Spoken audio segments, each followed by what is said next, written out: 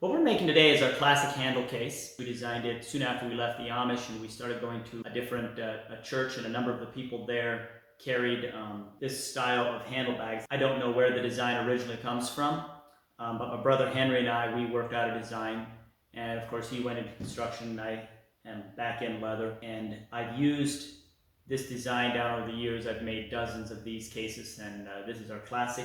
We're using our 8-9 ounce Crazy Horse leather.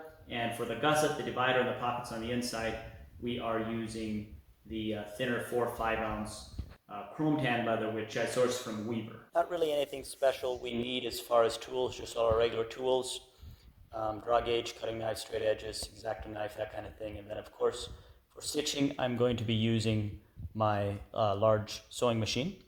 And then as far as hardware, the only thing that you might not normally have is this clasp that is specifically made for bags. So this one here is going to be on the top flap, and it attaches with this little prong.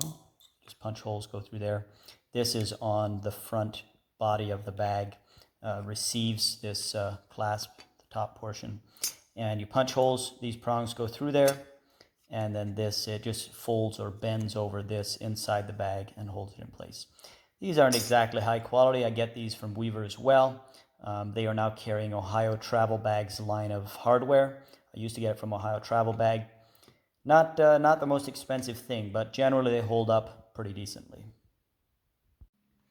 So for the back piece, we start with a rectangle that's 11 inches wide. This is the width of the bag. And then for this configuration, we're going to go 14.5 inches long. And that depends on the number of compartments, the thicknesses of the compartments. I have a formula I use. You take the height of the bag, you take the thickness of the bag, and you go about 1/3 down across the front. And then I usually add a little bit. It takes about a 1/2 inch or 3/4 inch extra for bending around the corners. You could probably go a little bit tighter than that. So this is going to be the front, and I've just made this little pattern here that knocks off the corners. Nothing specific.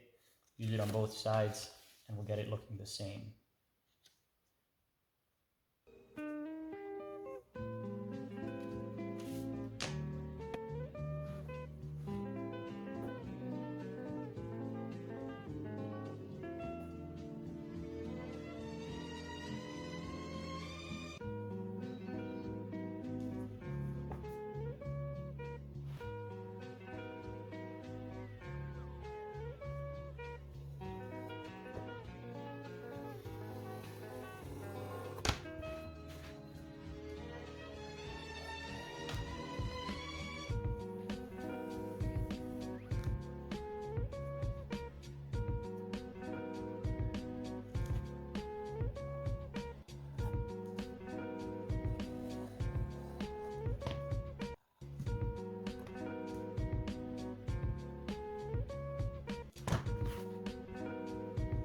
I'm going to add my logo down here in the back corner. Just a little bit of water makes it hold a whole lot better.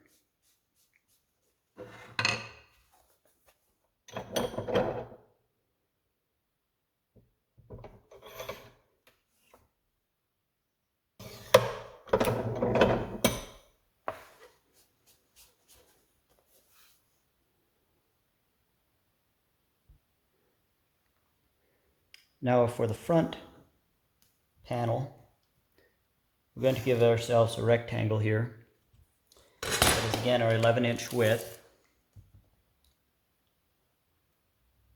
And we're going to go 7.5 inches tall. That is the height of my regular size.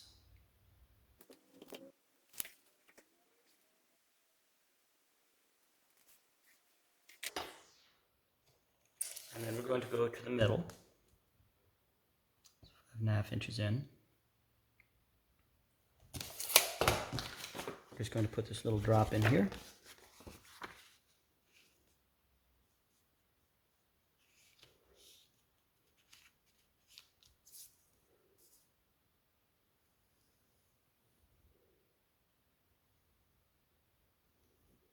Some of you were wondering what I was going to do with that mark. So this is a little cutout, just makes it easier to reach in and grab whatever you've got on the inside.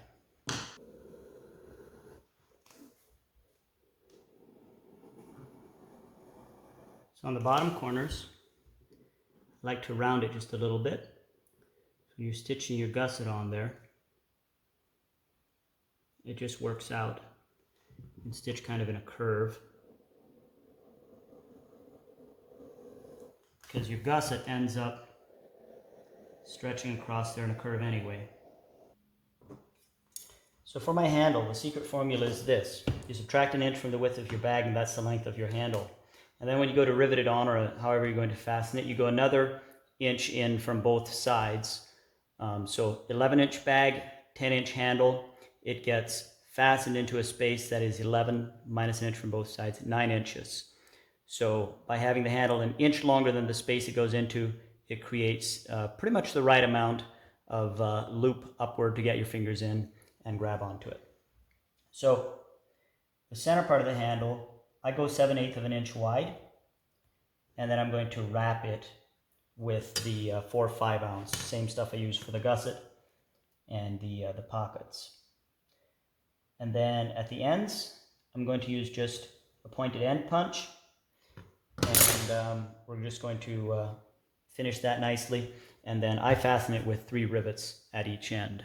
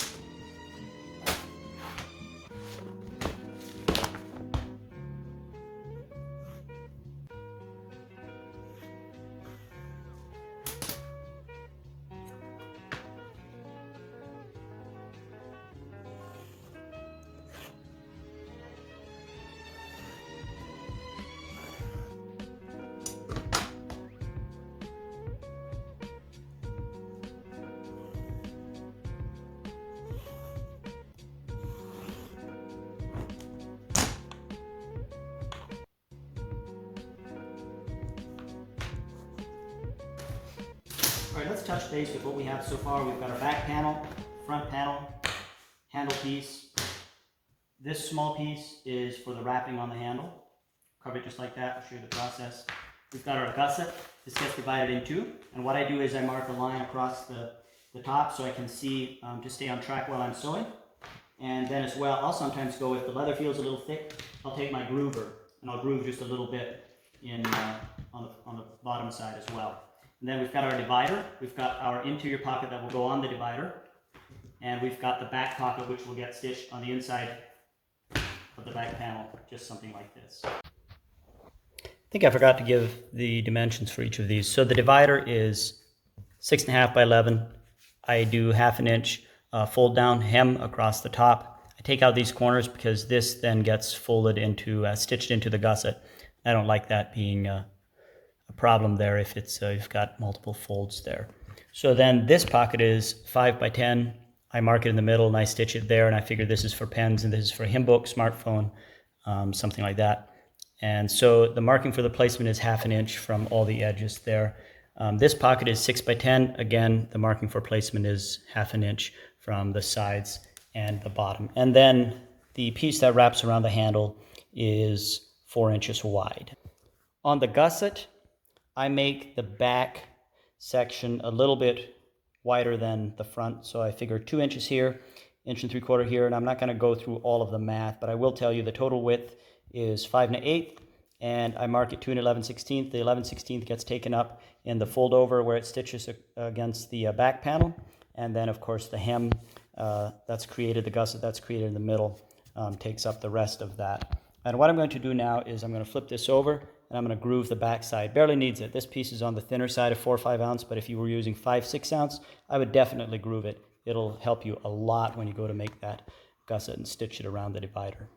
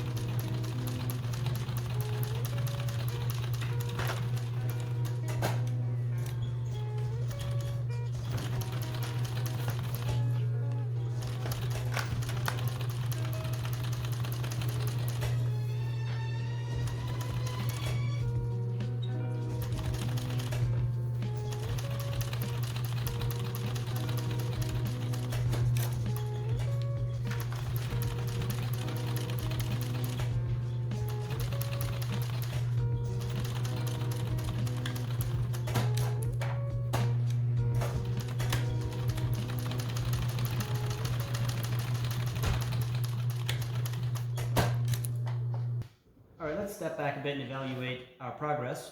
We've done some stitching here, just preliminarily. So we've got our divider put together with the pockets on it, hemmed to the top, and that'll go right in the middle of our case. Now, this stitching here is purely decorative. So is this. And then I guess technically this is as well, but this was to hold the wrapping on there. And I'll show you in just a minute how I get this to have a nice smooth feel on the bottom. Right now we've got the overlap. I just take the X-Acto knife and cut both layers, and then they fit together perfectly, and it's a nice smooth feel on the bottom.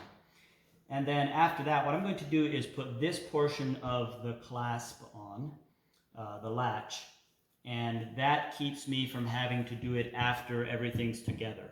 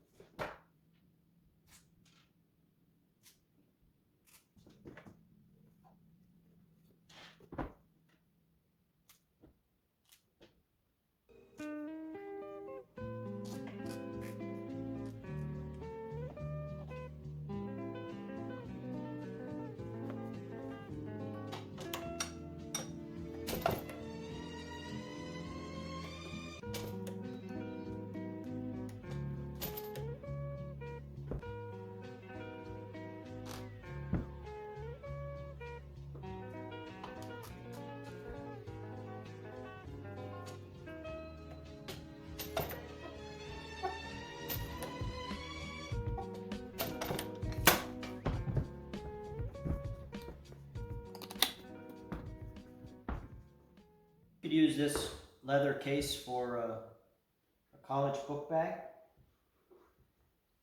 It's going to be used for a Bible bag.